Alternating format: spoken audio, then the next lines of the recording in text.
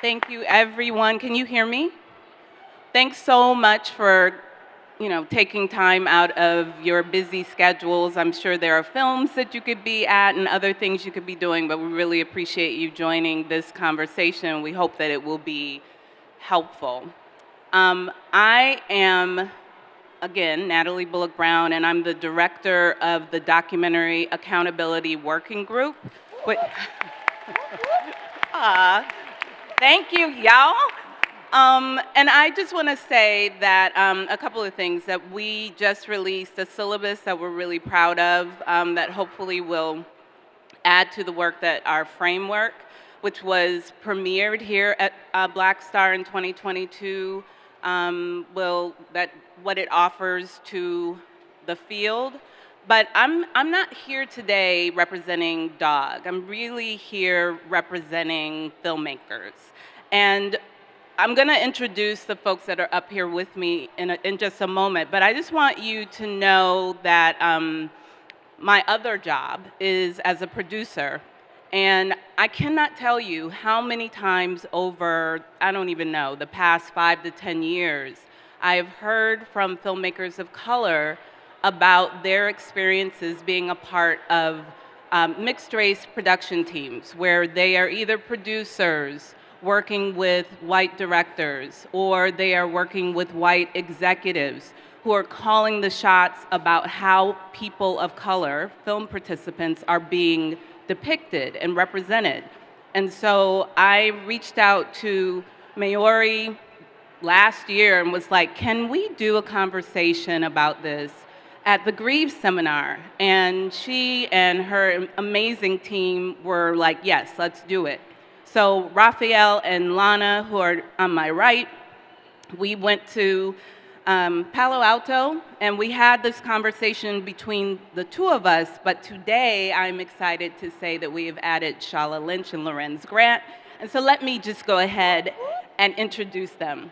So Lana is to my right, my immediate right, and is a veteran film producer for films like The Passing On and The Holly, and has served as program director of the Southern Documentary Fund, executive director and curator of the Hayti Heritage Film Festival, and senior programmer for the Double Exposure Investigative Film Festival. Let's give Lana a hand.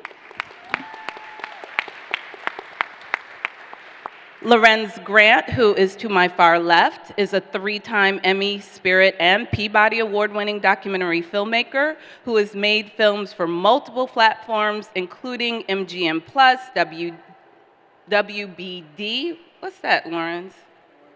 Oh, Warner Brothers, okay, thank you. PBS, Showtime, CNN, and BET. Hand for Lorenz. Shola Lynch, who is to my immediate left, is an award-winning American filmmaker, best known for the feature documentary Free Angela and All Political Prisoners, and the Peabody Award-winning documentary Chisholm 72 Unbought and Unbossed. Hand. And finally, on my far right, Rafael Samanez is a Peruvian documentary filmmaker and editor based in North Carolina. We're both in Raleigh. His prior years as a community organizer in New York City have provided his work a deep focus upon race, migration, gender, and class. Hand for Rafael. Okay, so I'm going to start with you, Lana. Because as we know, in this moment, there is all of this demonization of DEI and diversity. And I remember you saying at some point that, this sort of give and take with diversity has been going on for a long time. Would you explain what you mean by that and sort of set the stage for us? Excuse me. Thank you for the question. Hello, everybody. When you live long enough, you just see patterns. So starting my career in New York in the 90s, we knew that, there was a problem. And so there were very few people who were skilled at this thing called diversity. And so what happened in New York at that time, there was just this effort and this desire because it was one of those reports, every so often we get reports from either an institution like the NAACP or one of the networks. Something has happened and it's prompted the networks to kind of have their feet held to the fire. Well, in the 90s in New York, this was happening at this moment in time. And so I became a member, one of the founding members of HBO's Diversity Council. And so put a pin in that. And so over time, those organizations such as that have come and then they go and then they come again, but it's always prompted by some type of incident that's happened. The last one being, of course, George Floyd. And so, I remember when all of this, we have these crazy conversations about, okay, this thing has happened. Oh, well, now you can go to X, Y, and Z corporation, organization, network, funder, and get money because now they're paying attention. And although that may be true, it's like, how many times are we going to do this? How many times are we going to have this artificial reckoning? It's never really a real reckoning. So after a while, you come to the point where if this is artificial, what do we need to do to make it real? And so one of the reasons why I kind of came on board for Hayti was to find a way to, and then a Southern Documentary Fund before that, to find a way to make projects that are for us, about us, funded by us, distributed by us. And so we could talk ad nauseum about why those programs work and don't work and where we are with those. But in a nutshell, it's sort of this hamster wheel that we've been on for a while. And the only thing that I think is going to stop this hamster wheel is if we, the people who are most affected by it, take control. Thank you for that. And I want to sort of complicate what you just described and go to Shola and Lorenz and ask you to talk about, how you have experienced but also witnessed what Lana is talking about through the course of your careers.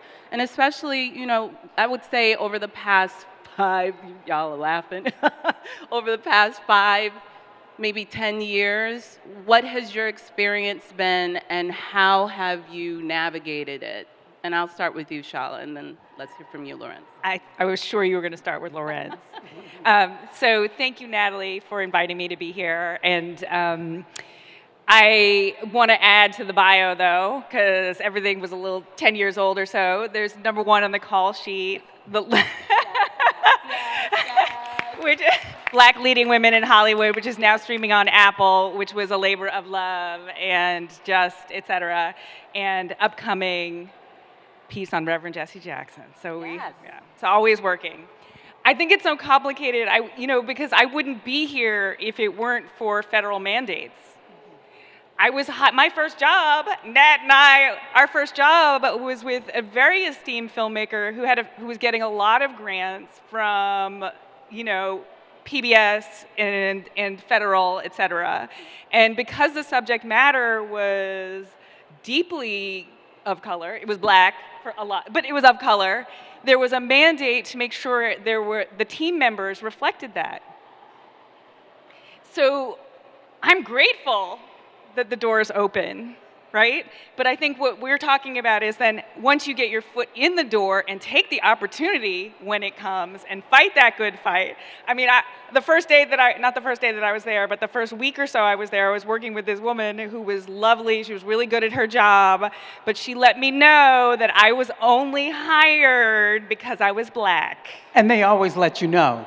She let me know. And then we had a competition over some research stuff, and I have a sports background, so I was like, okay, let's go.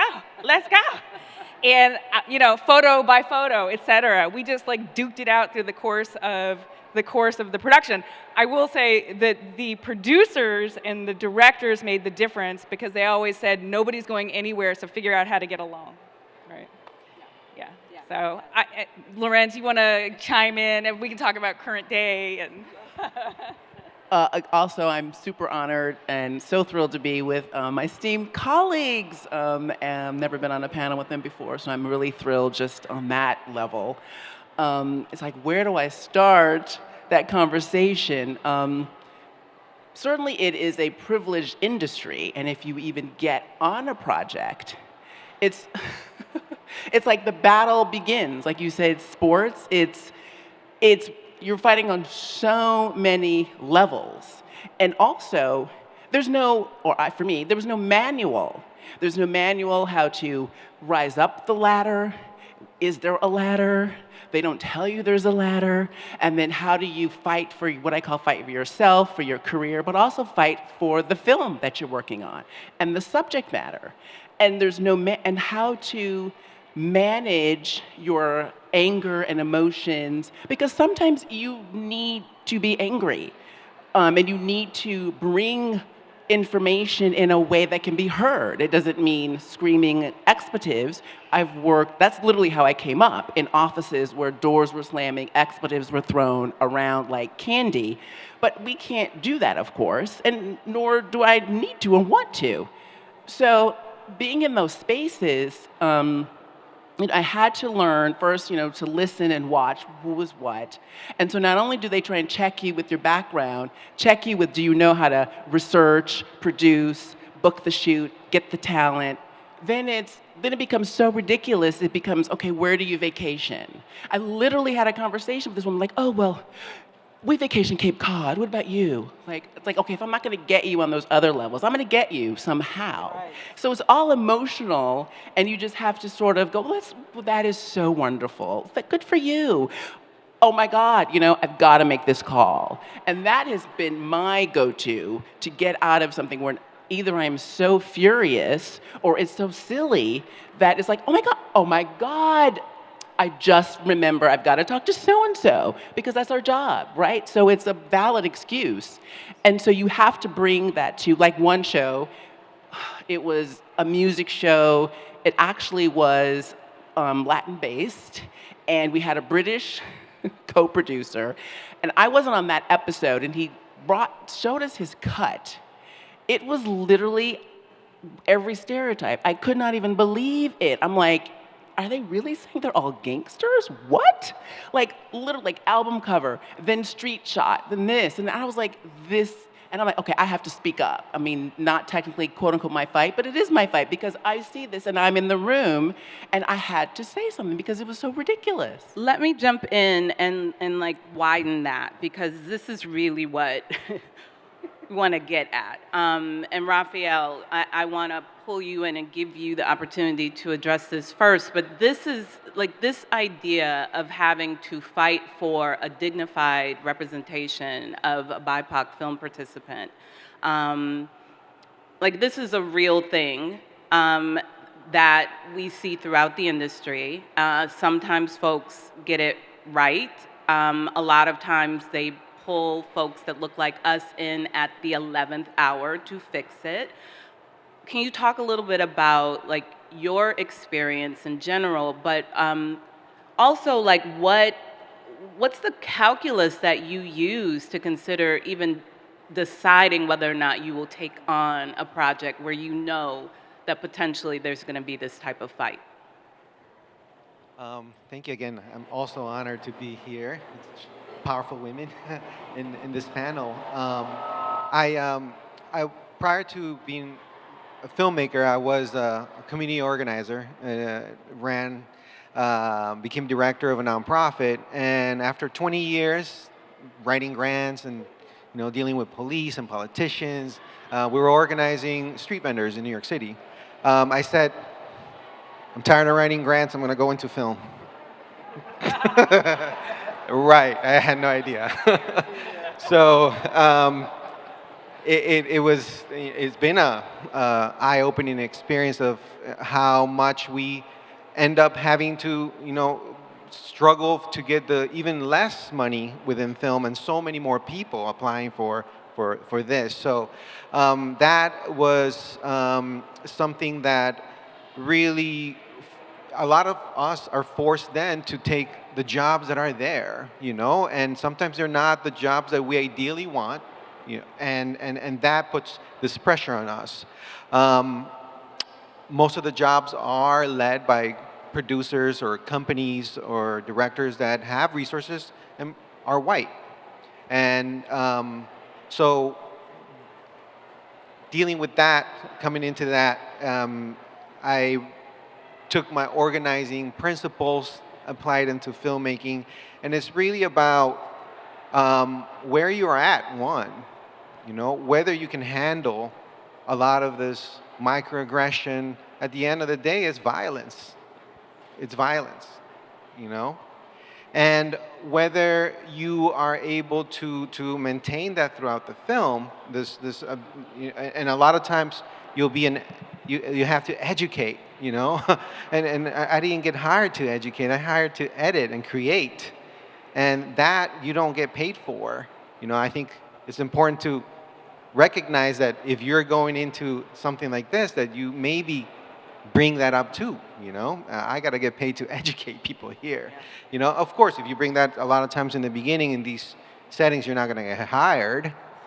So it's this battle that we have to constantly do on trying to survive while trying to make films that we want to do and are urgent and the community needs to see.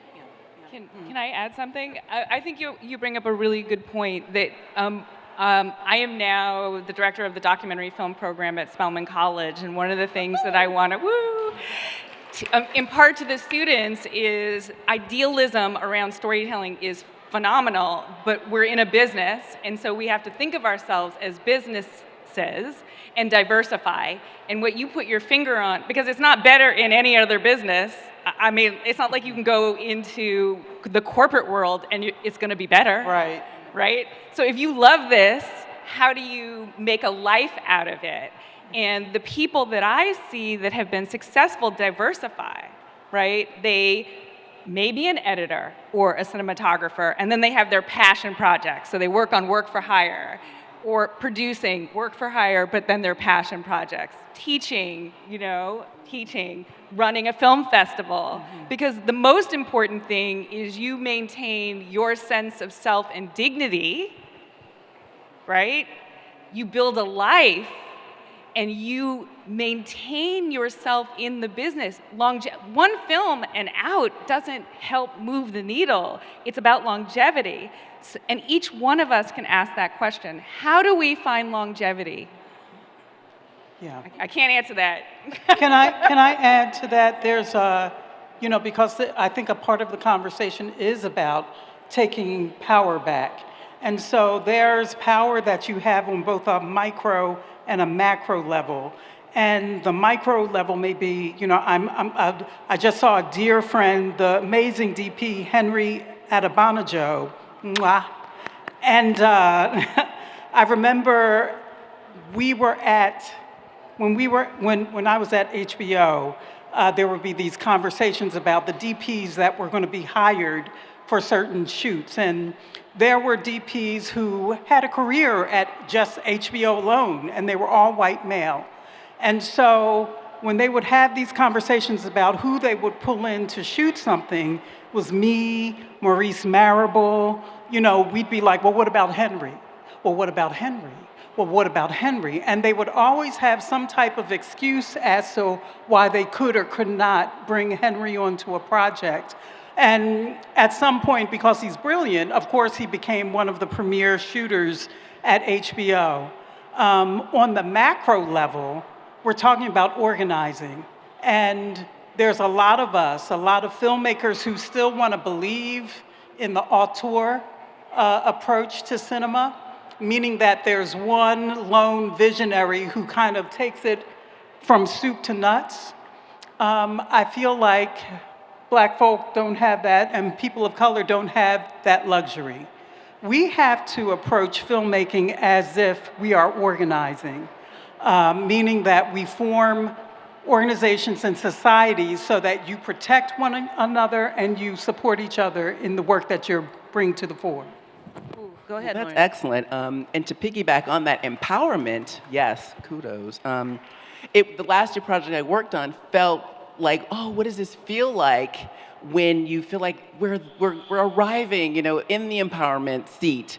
I work with the director Justin Simeon on Hollywood Black. I'm a co-executive producer, and it's always like they still throw everything at us. Like we had the strikes, we're coming out of COVID, but his vision maintained. So they went dark, on and off and on and off, but the project came out. And then I directed a film called For All Humankind, which was basically all this excess wealth by the space titans spending all this money and getting their rockets finally up in the air, literally to go to space the same week George Floyd was killed. And what does that mean for us as a society? Where do the expenses and the resources go? And it did make a difference when Trevor Noah was executive producer of that. So if you have those people who are in the spaces, they have that, if you will, Hollywood cred, or because sometimes people they get blinged out and want to follow the celebrity, they get just, the names help. Well, they have a name and a conscience. Wow, that's like a great recipe. And then, of course, now the pendulum has swung back. And what does that mean? I kind of feel like you say, that organizing, I almost felt like it may be the luxury of our generation, like, oh, these are just different generational struggles, like, oh, wow, they made it, and oh, now we're back. Now I feel like it is within our careers.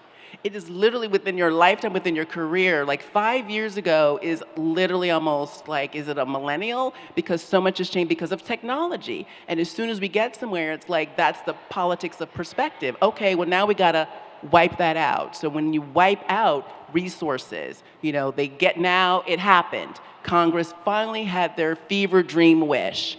Funding for a corporation of public broadcasting and PBS has now been wiped out and eliminated. So then that, of course, is a pipeline. And not only is it a pipeline, obviously, for storytellers and perspective, it's a pipeline for small businesses. Because like Shola says, filmmakers, we're not just sitting there eating bonbons while people run around and do things for us. I mean, you literally have to do everything from sweeping to shooting to okay, fine, I'll just drive myself to okay, fine, I'll sweep the floor. Okay, fine, I'll do we just have to get it done by any means necessary. And that is what they're checking.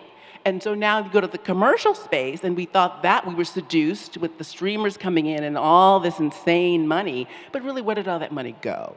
Who really benefited from that funding? It was like famous whomever, feature film director, they're the ones who got $20 million to make a documentary. And the Obamas. Right, and the Obamas. So it's like, huh.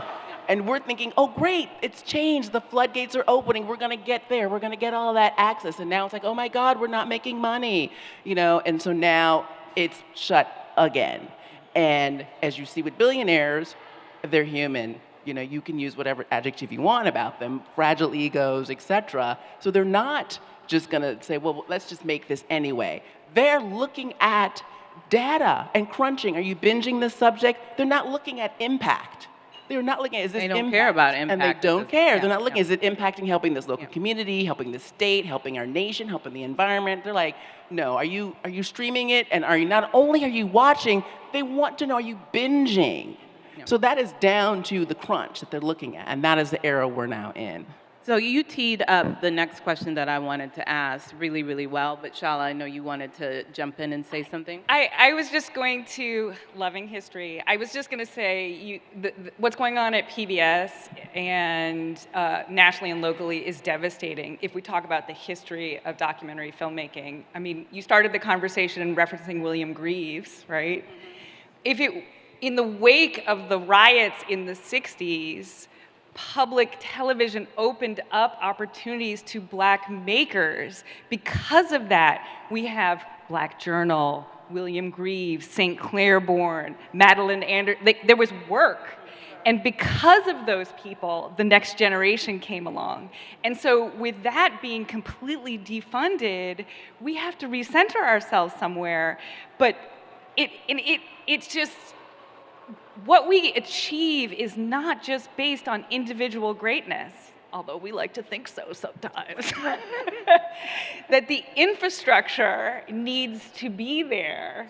The institutions and the opportunities need to be there. And I just wanted to say that, yes, it's important to shout that out And boy, we have to fight back on that. Absolutely. Could I Absolutely. add a little bit Yes, to go that ahead. as well?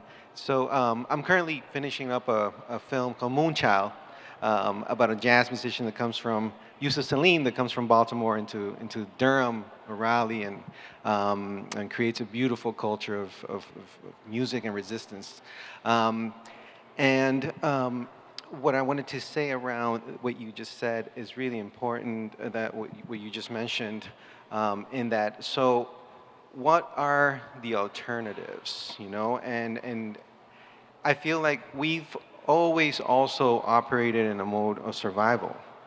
So some people, yes, to those opportunities are able to get in, but for the majority of folks, people, we're always on survival mode. And how do we get out of that? How do we, within this documentary editing, maybe some of you know, Ira Wiggins, the director of the Jazz Studies program at North Central NCCU, mentions jazz and how jazz was always stigmatized, right?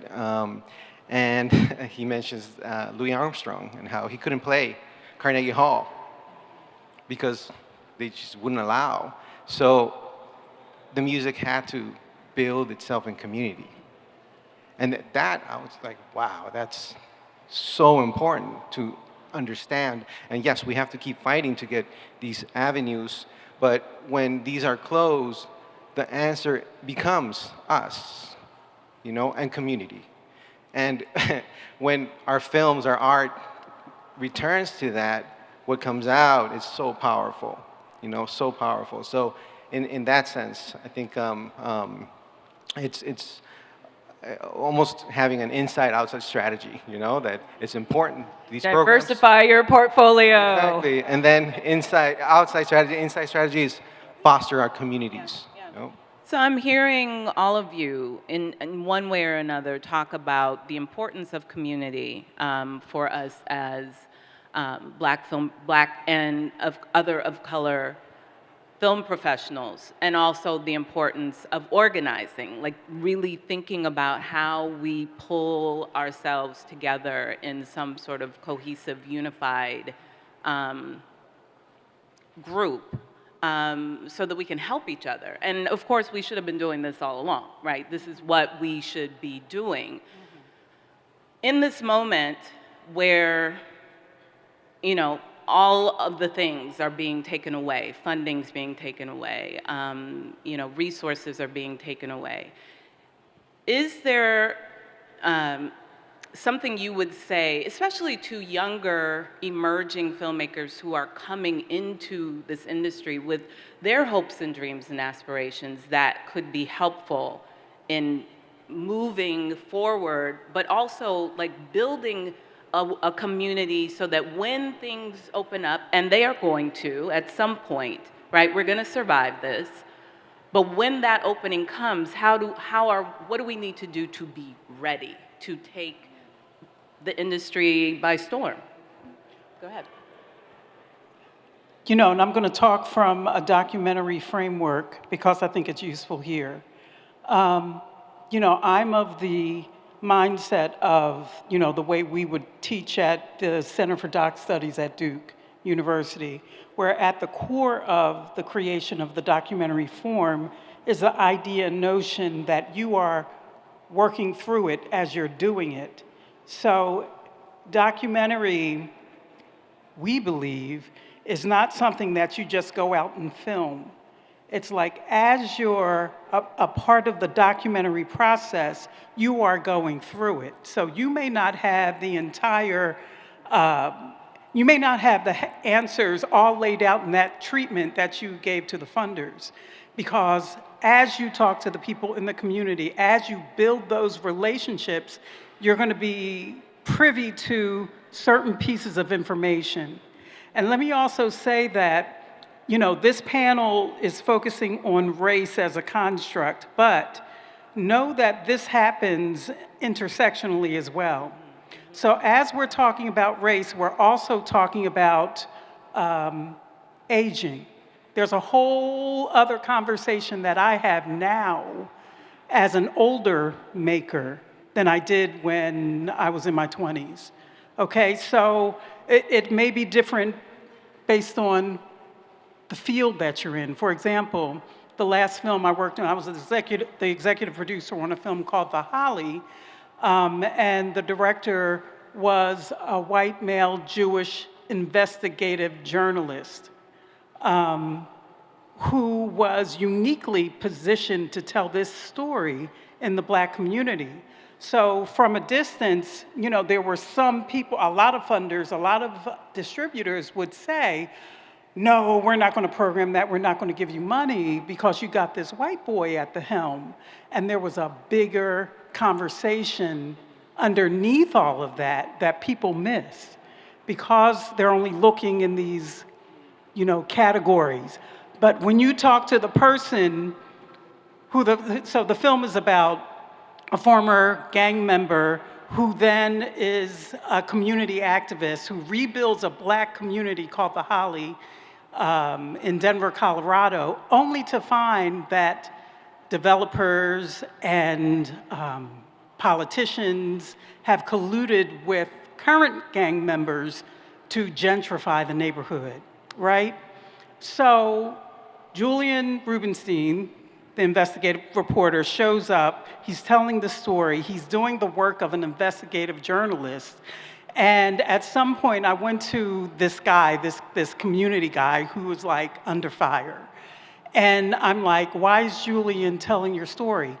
And he said, well, first of all, Julian is the only one who showed up. Second of all, within the Black media landscape, the journalism landscape in Denver, they've crushed all investigative journalism, so there are no Black investigative journalists in Denver, Colorado, right? So as we're having these conversations, it's important to know that sometimes we're not saying don't work amongst different people because you have to.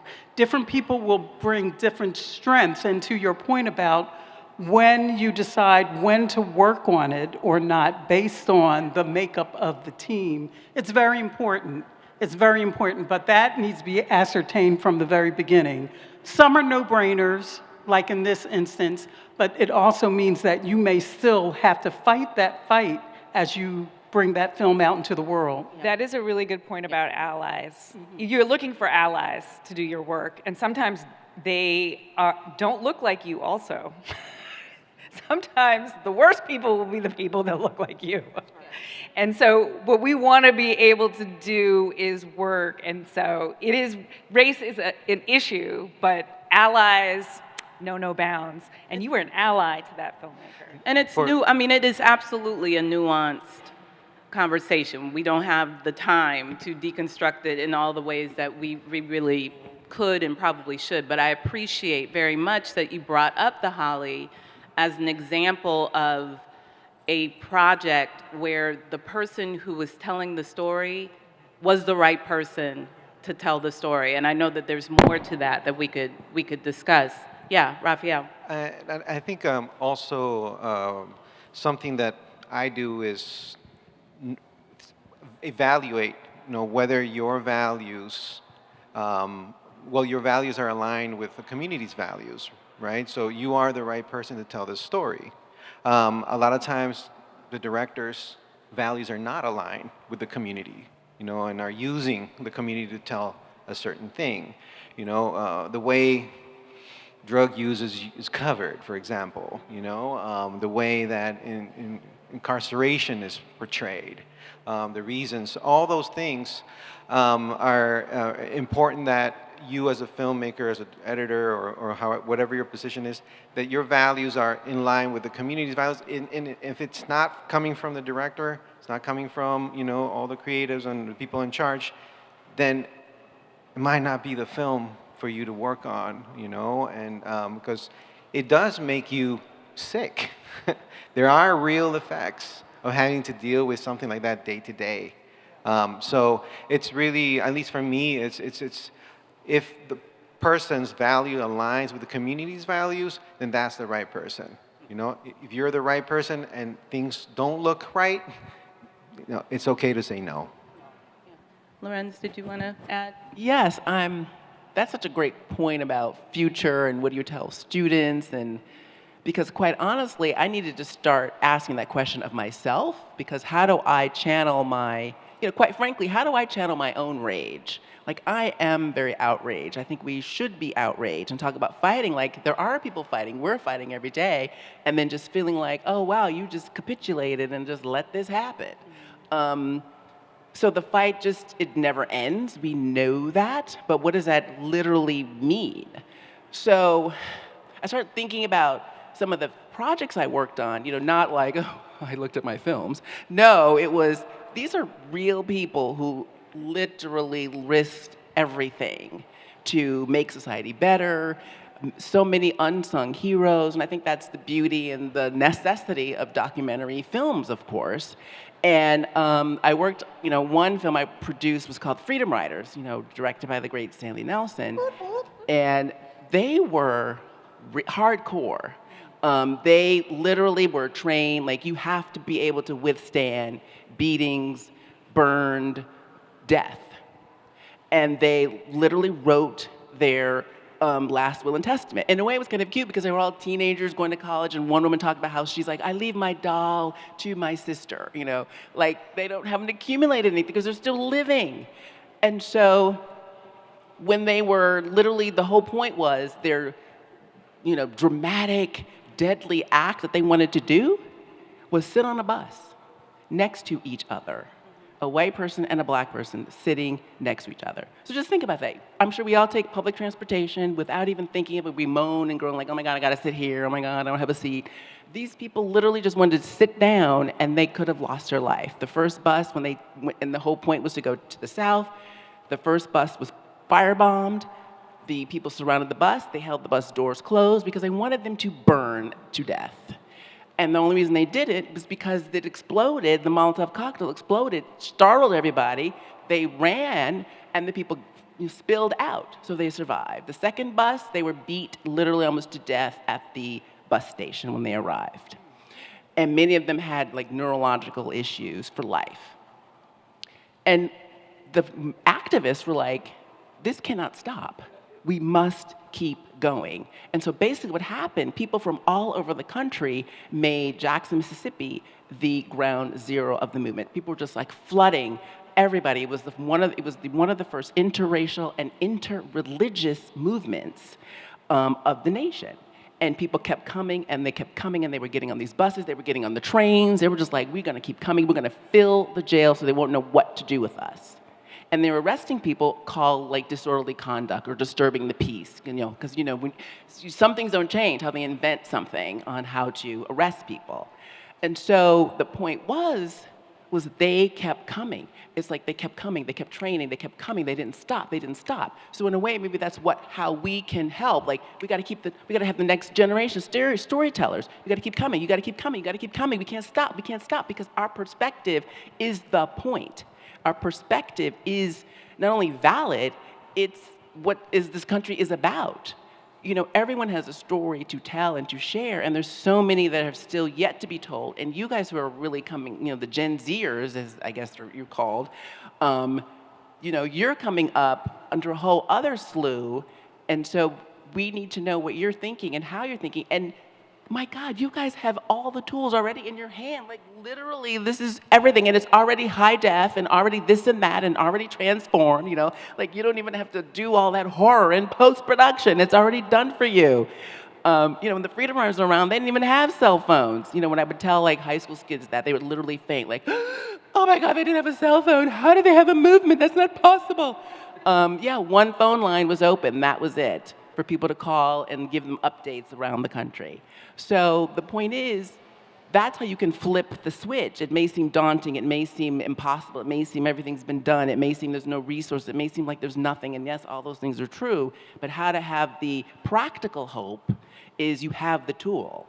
Yeah. And virality. Yes, yeah.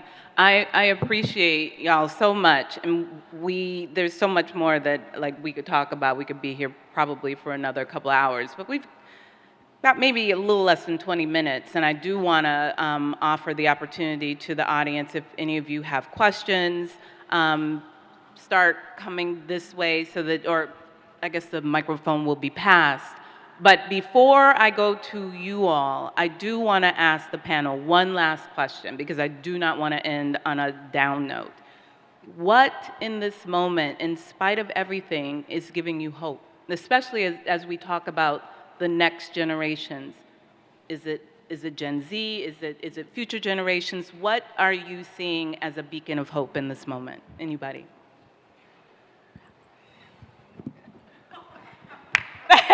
Okay, so here's my piece of hope.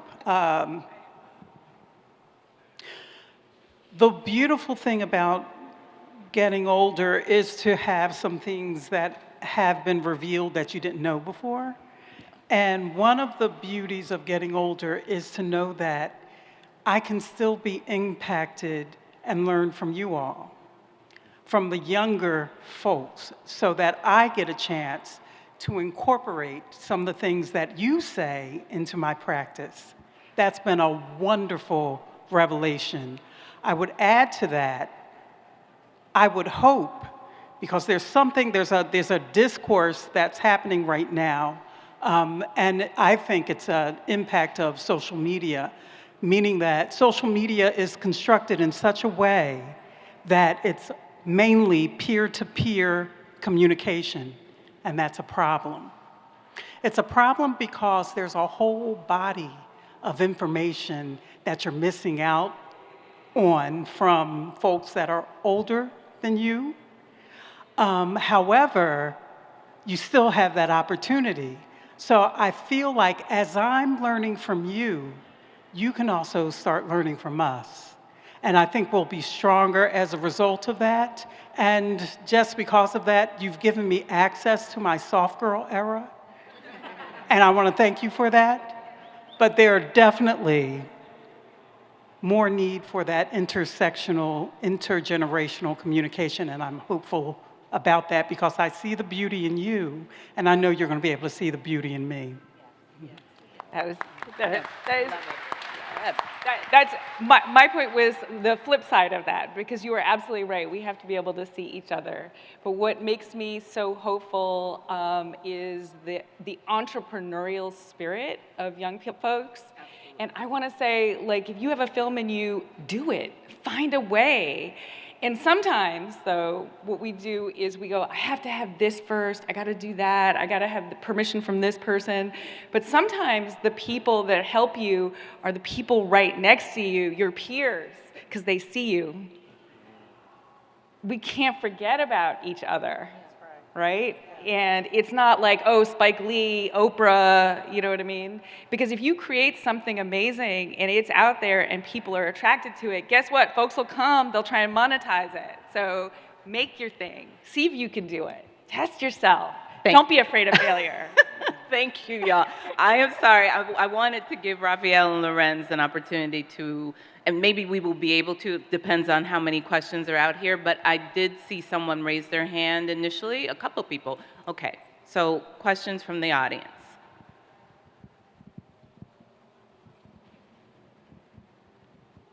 Hi. Thank you so much. My name is David Dillon Thomas, and I just had the honor of finishing a short film where black zombies eat white people. And I had the honor of a like 90% black crew. I would say even majority black women, and we had to put a lot of effort into that. And I'm realizing, listening to your stories, how rare that is, and I want to make that less rare. And I'm wondering, is there anything like a black IMDb Pro where I can be like, hey, I need a DP, but I want to put the word out to black folks first. I want to put the word out to black women first. Are there the pieces of that out there? Like, just, I'm curious if how we can make this easier for people. Yes, isn't that Ava DuVernay started that crew, black crew, I think it's BIPOC crew list, crew and something, crew and company, but yes, and it's literally, you know, there is some vetting, you submit your CV or some sort of credential, you're credentialized a bit, so then when you are on the database and people look you up, they are finding people who are actually, you know, have different experience, so the whole gamut, from producing to, you know, electric, gaffer, grip, all that. So that's, and congratulations on finishing, that is huge. Yeah. And I also want to say that it's not so unusual, it's just not publicized. There are many of us that make sure when we're in the position to hire, we hire us. I just want to big up Byron Hurt, who is a filmmaker that's in the audience. Yes, I've had the chance Byron. to work with Byron on his past 3 films, and Byron does not play when it comes to that intentionality. He makes sure that there are people of color on the crew, especially when the subject matter, really requires that the film participants are surrounded by people that look like them and that are going to help them to feel like they are seen and heard and understood. BIPOC editors, I think, is also really, really good. Yeah. Also, Natalie, I just want to add that Brown Girl Doc Mafia has a directory. Yes. Yes. Yes. They have a whole not staff, they have a whole crew directory on their website, Brown Girl Doc Mafia, and you can search by where they live, you can search by their particular craft, and it'll give you lots of information about people that you can hire. So Brown Girl Doc Mafia. Yes. Thank you, Malika. Excellent. Next question. Thank you. I have a question as a non-filmmaker. I'm here supporting my future filmmaker, current filmmaker, Sophia Hawkins. If anyone needs an editor, producer, director, she's right here. But I was just wondering how non-filmmakers who are in the circles, who are in the life of a filmmaker, how we can show support, because especially being friends with Sophia for as long as I have, I know that it's hard work and it's work that you take home with you, and it can be very stressful. So I was just wondering, like, what are the best ways to kind of support y'all? What are y'all's villages doing for you that us non-filmmakers can do for the people in our life? That's a beautiful question. Great question. Yeah. Well, as a programmer, one of the things that I have to do for filmmakers is create space. And that creating space looks like, if I know of a friend who's working on a project, let me give an example. A friend of mine, Justin Robinson, is working on a project that kind of traces his not only Igbo, Nigerian Igbo roots, but also his German roots, to uncover the German part of soul food, right? And so, knowing that he's working on that, and he's in North Carolina, I'm creating space. I'm looking for organizations that can do a screening of the work in progress or open up a conversation. It could be something as simple as that. Do you know a church who can kind of show, clips from whatever it is your friend is working on? So that's a part of, even though you may not be a filmmaker yourself, there are all kinds of opportunities based on what you do. Because I'm not a bookkeeper. There's so many other functions around the filmmaking process, like marketing and PR, that you can avail yourself to her. So that's where I would start. Anybody else? I would say by doing what you're doing, that's perfect. You're going and talking her up. And sometimes it seems like that's not much, but that's huge. And on social media, your own platforms, getting your hair done, literally wherever you go. And also it's a nod to us as filmmakers. Sometimes we're not really good at publicity. So who was in your circle? Like, you're very good at that. Sometimes people are not, that's not their strength. They're a little bit more, maybe they're more introverted. It doesn't make them any less of a filmmaker, of course. So how do you lean into your own strengths, and then how to find people in your circle that can help fill niches that maybe you don't feel as strong about? Because one thing that you should learn, yes, you can be an artist, an auteur, whatever language you want to use that word, but you have to run a business. You have to be business focused. How are you going to hire people? How is the balance sheet going to add up in the end? Because really, the behind the scenes sexiness of filmmaking is Excel sheet. That is literally your life. It is not fun, fancy, limousines, cocktails. No, you are literally, if not pulling your hair out at your laptop with that fucking Excel sheet and having it work right, that format, that is your life. Embrace it. I'm not, I'm as savvy as I can be with it, but that will save you. But that is really the filmmaker life. I think a lot of people just get too seduced by the trappings because it does look very exciting. Being on a film set is exciting. Putting partnerships together. Like I briefly was trying to have a business partnership, but I realized like she really just wanted to go to the quote unquote parties or the this or the shoot. Well, who's gonna actually set up the shoot? Who's gonna call the people? Who's gonna vet the people? Yeah. Like people can't just randomly arrive. That takes work. Yeah. And et cetera. So that's what I would say. Yes, and if you know how to do spreadsheets, that like you're worth your weight in gold. Yes, so Yeah, that would be helpful. I would add also, if you're a songwriter, if you're a writer, artistically inclined, or maybe you want to explore, filmmaking is just, an art form. You can be a filmmaker as well, So it's something that it's a great journey. Like if you find it interesting, it's not something it's something that you can craft and hone, but you can also be a filmmaker. Absolutely. Other questions?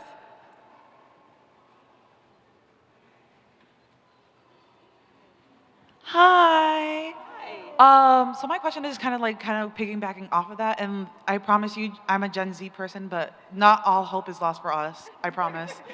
But you did mention earlier about kind of just like advocating for yourself and whatnot, and just like being like who you are in your space.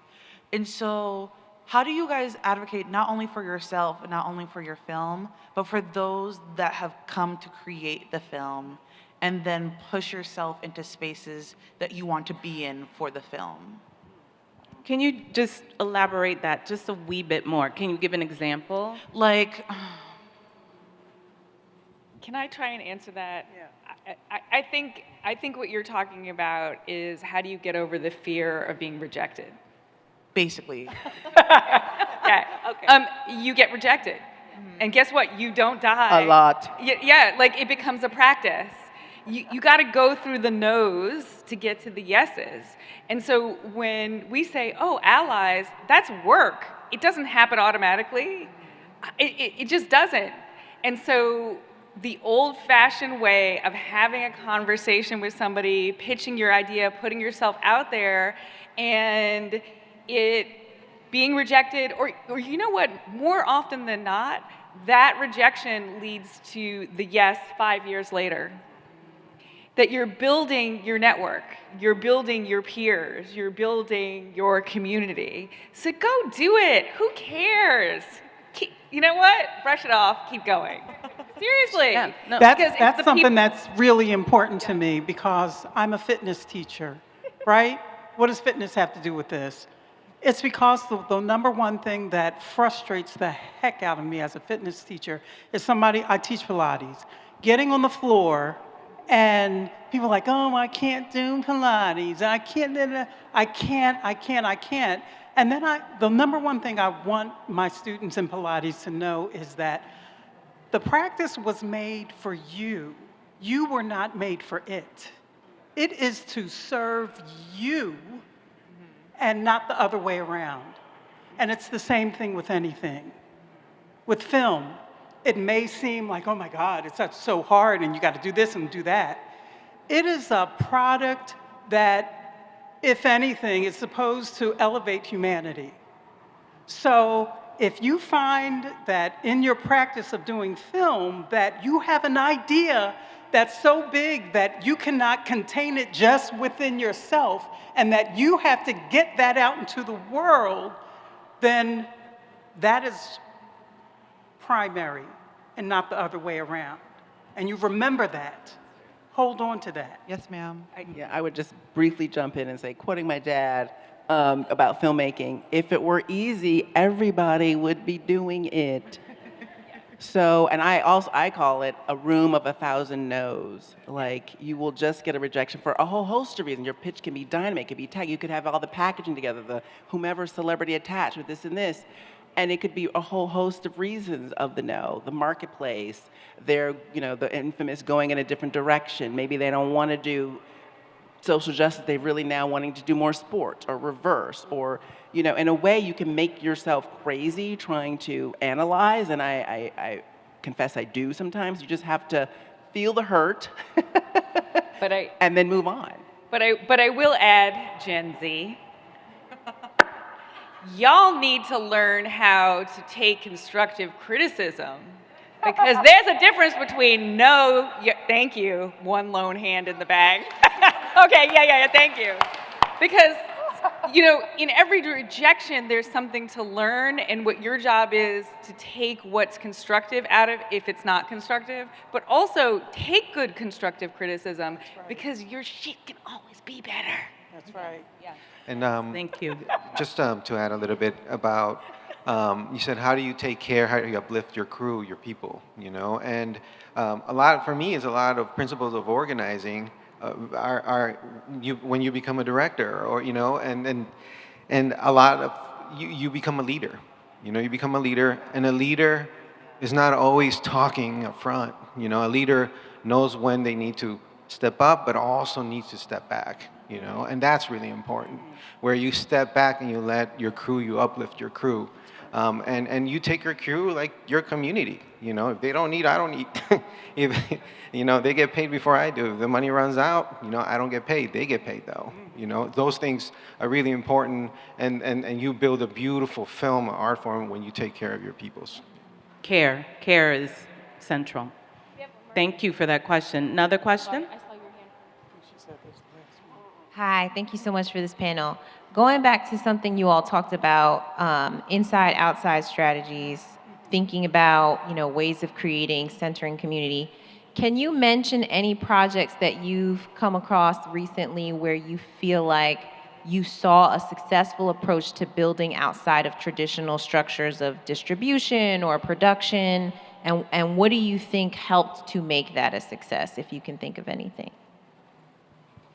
I just want to jump in and say, I don't know if Sonia or Sahar, is Michelle Hurtubise, am I saying your last name correctly? With Color Congress. Color Congress is an amazing organization of over 100 BIPOC-led documentary film, small organizations that are domestic and in the Caribbean? Is that? U.S. islands, thank you. So Sonia Childress, who is back there, wave, Sonia. One of the co-founders and co-executive directors of Color Congress, and Michelle is, thank you, membership and events for Color Congress. But I bring them up because they've been doing really incredible work doing what you're talking about, like figuring out and experimenting with modes of distribution that are going to basically subvert what we have become used to and that are imploding. So I would go to Color Congress's website and just check out whatever they are sharing out about that process, because I think it's going to be incredibly insightful for not only BIPOC filmmakers, but just for the field in general. So I just wanted to say that. Was that distribution? Elevate, there's Elevate. No, was she talking about distribution only? Distribution, Paulina, just reiterate what you're asking. Distribution, production, like from soup to nuts, things that you felt like have been successful to get a project made and into the world that were maybe outside of the traditional, pipelines. Very quick answers, please. Yeah, and I think that I would turn that question back on the audience in that I think we're at a moment where we are producing and inventing these methods. The fact that we can't, for example, say, oh, this is an example just says how the urgency, right, that we as a community of filmmakers have to make sure that these systems that are put in place, that we try things out, because it's really new. These platforms coming out is really new, and people are poking through, but it's very new. So your ideas are just as important as our ideas here, and even more valuable, So yeah, so. And it depends on the project. So Distribution Alliance is going to have a different type of film that they're working with versus Kinema. And so the job of the filmmaker is to find where your alliances are. There is no one size fits all. I'm so sorry that we have to end it right here, but I just want to thank Lorenz Grant, Shola Lynch, Lana, Garland, Rafael, Samanez for sharing their expertise. Thank you for being here with us. Have a good one. Thank you, Natalie Bullock, for inviting us. Thank you, Natalie.